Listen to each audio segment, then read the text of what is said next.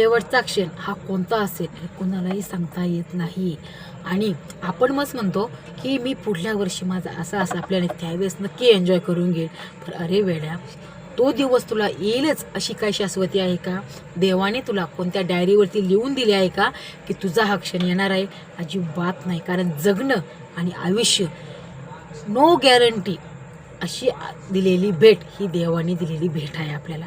कारण की जगण्याची आणि आपल्या आयुष्याची अजिबात गॅरंटी नाही आहे. मागील पिढीतील लोक तरी 100 गाठायचे, परंतु आत्ताचे 50 किंवा 60च्या वर कोणीच जगत नाही. म्हणून आहे तो दिवस आहे ना, एवढा एन्जॉय करा. फॅमिलीसोबत वेळ घालवा. तुम्हाला जर वाटत असेल ना कोणातरी मला माफ करायचं आहे, तर शब्दाने नाही तर निदान आपण सांगू शकतो ना, माझ्याकडनं हे चुकलं मला माफ कर बरं का, आणि तू सुद्धा मला माफ करून टाक. असं जर बोललं ना तर प्रेम वाढतं हो. म्हणून शाब्दिक भावनेने नाही, एकमेकाला सांगा, एकमेकावर प्रेम करा. कारण की प्रेमाने सगळं जग जिंकता येतं. वाईटपणा घेऊन कुणाचंही भलं झालेलं नाही आहे. आणि माणूस गेल्यानंतर जर म्हणलं ना आपण हा माणूस चांगला होता, परंतु ही पोचपावती त्याला तो जिवंत असताना का बरे मिळत नाही? माणूस जिवंत असेपर्यंत त्याला कुणीही म्हणत नाही की तू चांगला आहे.